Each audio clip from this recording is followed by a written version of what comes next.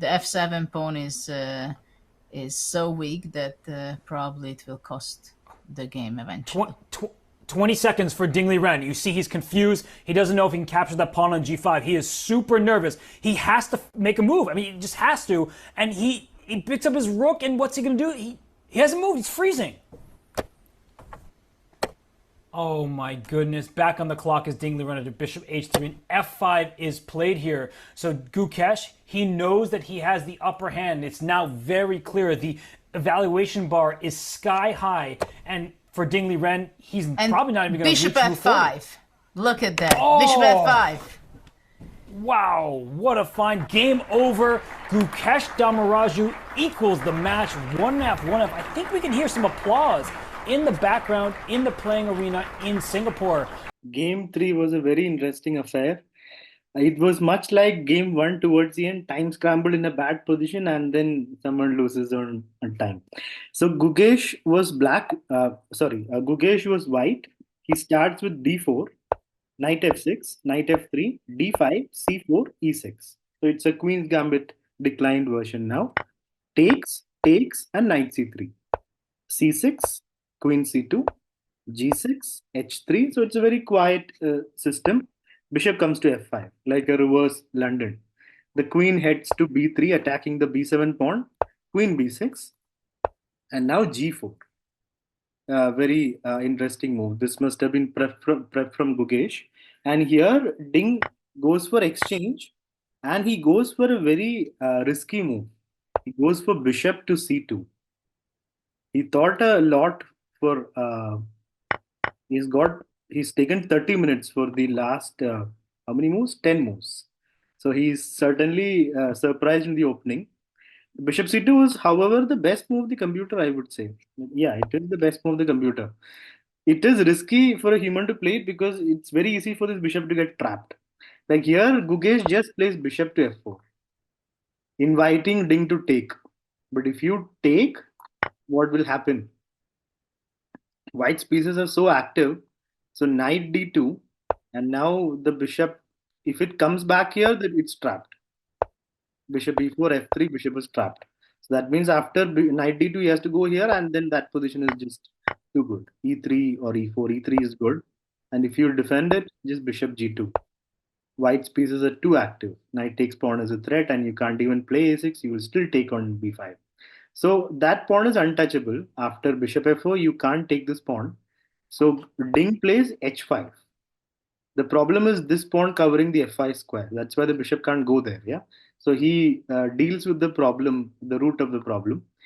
Gukesh just calmly moves his rook, maintaining the pawn on g4. Takes. Still, you can't take with the freedom because again, knight d2 and the same problem. Bishop c4 takes. Position is good for white then. And now knight d2. So one small factor here is in the previous position, if you take and then knight d2, bishop to c2, rook c1, this idea of g5 is there, giving back a pawn, but the bishop makes it back. But it doesn't work here because bishop takes knight, and you win a piece. Which is why after knight to d7, now this is a threat. So Gukesh defends it. Rook g8, preparing g5. Like now, if rook c1, there is g5. That's the idea that Ding has to retrieve the bishop. g5 himself by Gukesh. This was a committal decision.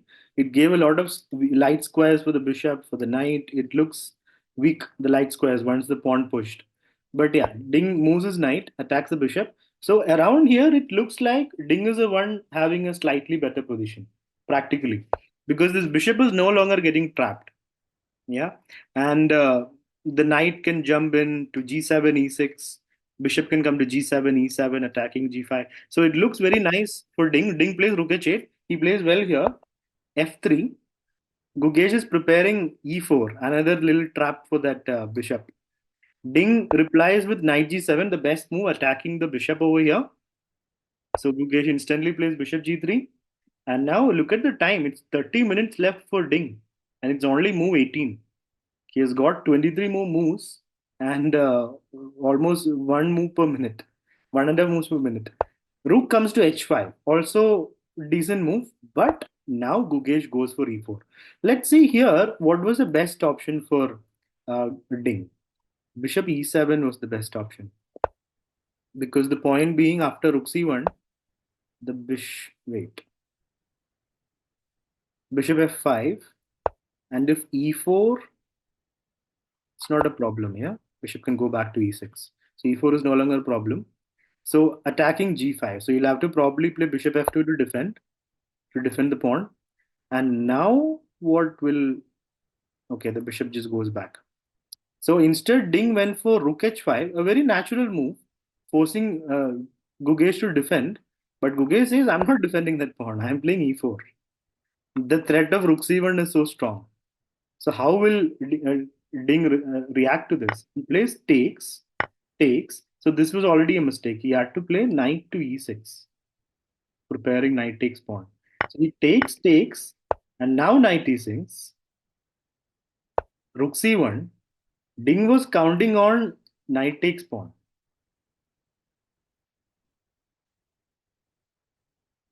Bishop f2, he was planning bishop g7. So if you take, there's a rook hanging here. So you can't take this piece. And the bishop escapes. So what he was counting on was this takes, bishop f2, bishop g7. And now if you take, I take, and if you move your rook, let's say rook g2 or normal move, and now the bishop, wait, how will the bishop move? Let's see.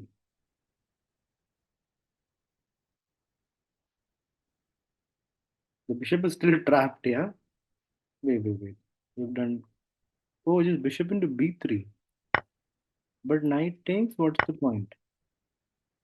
Bishop e3. Wow, this is too deep for me. I mean, basically, you still win the piece. Gukesh wins the piece, but at the cost of one more pawn.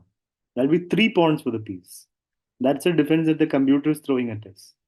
So after bishop f2, bishop to g7, Gukesh finds a much simpler move. He finds the best move in the position. It's not bishop takes knight, which would have led to 3 pawns for the piece position. He goes for knight e2, a very tough move. Yeah, now the threat is if you take here, then just bishop takes and rook is hanging and the bishop is hanging. And if you can't say if you take here, then I take here and then take back. So the pieces are like in the way of them each other, and there's no way to keep everything. And the important thing is the pawn is not hanging. So it's only going to be 2 pawns for the piece, that to a double pawn. So here Ding goes for knight takes pawn, and now Gukesh wins the piece. And at the end of all the chaos, Gukesh is emerging as a piece up, but with some problems. Like the pieces are a little bit jumbled together. They need to come to good squares. Yeah, so the knight needs a better square. The bishop needs to develop. This rook needs to come to the open file. So there are still things left for Gukesh to do to claim a full advantage. And here Gukesh plays like a very strong. He plays knight d4, allowing castles or rook d8, but then he calmly plays king e2. That was the plan. He's saying there's nothing you can do with the discovered attack. There's nothing to attack with the knight. So all calculated. And let's see how much time he took for knight d4. He took 11 minutes and he played knight d4. A very nice move. And now king e2 again looks like it's blocking the bishop, but bishop is going here. And knight is coming to f3. Suddenly everything looks coordinated. This rook can come here or to h1. Rook h2, pinning the bishop. What is the idea? The ideas. What is he trying to do here with rook h2? Kind of knight g4 is threatened, right? Rook takes and bishop takes. There'll be some pressure this way. So Gukesh just calmly plays bishop g2. Ding plays like a waiting move, asking Gukesh what you want to do. Gukesh also moves his pawn, saving it from future threats. And now Ding has to choose what to do. He plays rook d7. Again waiting. He's passing the ball to Gukesh. How will Gukesh improve? It looks like it's a piece of everything is great, but it's not that simple because knight f3, which looks like a very normal move, will allow knight takes, bishop takes, and bishop d4. Now you'll have to again move the king, and things are still awkward. Let's see what the computer thinks. Yeah, just 1.1. It's this is not what you want, right? So knight f3 is the most natural move in the position. Won't be good. Bishop g3 would be a blunder because rook takes bishop, and you lose this knight. So rook takes, and you lose this. So it's exchange down and two pawns. So two pawns and a piece for the rook. So that is not what Gukesh wants. It's equal, if not better for black. So he plays a very nice move, rook to c1. Again, like a waiting move, but he's preparing rook c d1. The knight will be defended by the rook, and the bishop will be able to move. Ding again makes a waiting move, king e7, rook d1. Ding is not sure what to do. Look at his time. He has got 6 minutes left. He has 9 moves to make. King e8, and now he's only got 1 minute 50 seconds because he couldn't find anything useful to do here. Knight g4 was something to consider, but then what would happen? Let's see. Bishop g3 makes sense. Now knight f3. Yeah, once knight f3 comes, all the pieces are coordinated. And now you move the bishop to c5 and exchange of rooks, it's just over. So knight g4 is not ideal. So if not for that, what else to do? Make a waiting move. You can't do anything here also. B pawn can't be touched. A pawn doesn't do much. So he couldn't find anything and he plays king back. And now Gukesh plays bishop g3. The rook went to h5 and now knight f3. This was this was it looks like it's losing the pawn. Knight f3 takes and takes. Right? You lose the pawn. Yeah. But after knight f3 takes, I mean king takes. He doesn't take with the bishop. You will see the point. If bishop takes, rook will take the pawn. And now after rook takes, king takes, bishop h4 is not there. In many lines, bishop h4 is very important to have. But it's not there because it's pinned. So he takes with the king.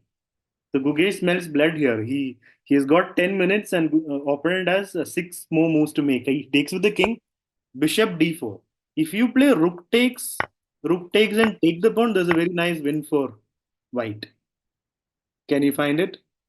Bishop h4, threatening mate on d8 when the rook moves. So it's just over there. So you can't take the rook and then take the pawn. You can't do that. And if you simply take the rook, then everything is great for white. Peace up. And the pawn will be defended. So he goes bishop d4, attacking the rook. Is rook h1 by Gukesh. Rook takes pawn, only thing to do, na? And now bishop h4 is nice. He goes bishop h3, attacking that rook, pawn f5. He doesn't save the rook, but where is the square? He can't go back because of bishop h4. It's just over. This is where he's down to 9 seconds, and position has gone out of hand. It's just lost. Goes f5 and bishop f4. Gukesh just plays instantly. Rook h5, and this is where Ding lost on time. But if Ding had played the move on time, Gukesh should have instantly played the winning move. Bishop takes pawn. If pawn takes, you win the rook. And if rook takes, intermezzo there. And then you take back. And you end up a rook up. So after this point, it was a loss on time, like a mirror image of game one, where game one, Gukesh was in time pressure in a bad position. Here, Ding was in time pressure in a bad position. So the move that Ding played, Bishop C2, although the best move of the engine, came back to haunt him.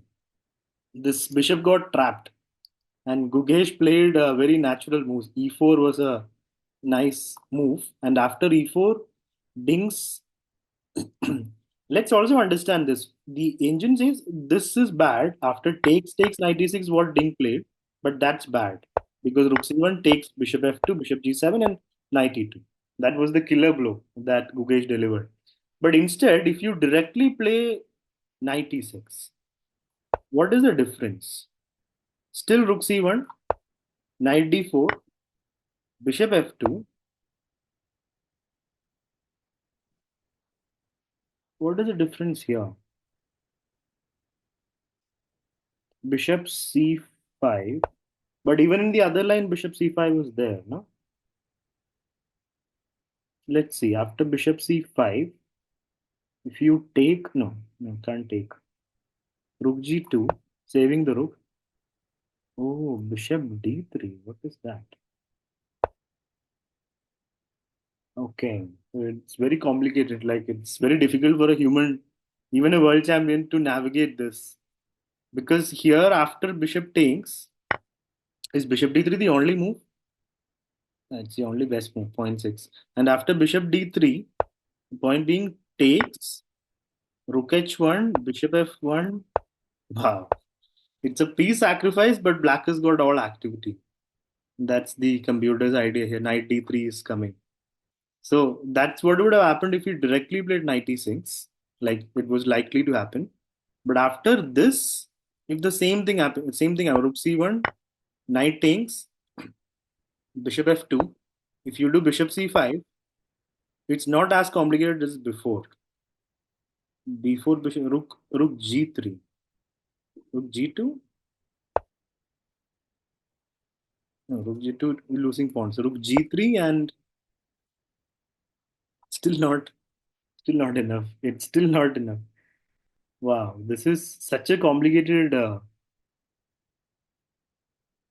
It's above my FIDE rating. Wow. So from all this, what I could gather is bishop c2 was a very risky move to play because to navigate the complications arising from that was beyond any human's capability, except for maybe Magnus Carlsen, I suppose. But yeah, this was the problem. The bishop just got trapped, and it was a very nice win for Gukesh. Now they are on even terms, 1.5, 1.5, with 11 games to go. And tomorrow is a rest day, and they continue onwards after the rest day. And Gukesh will be having a good rest day now. He's back to 1.5, 1.5.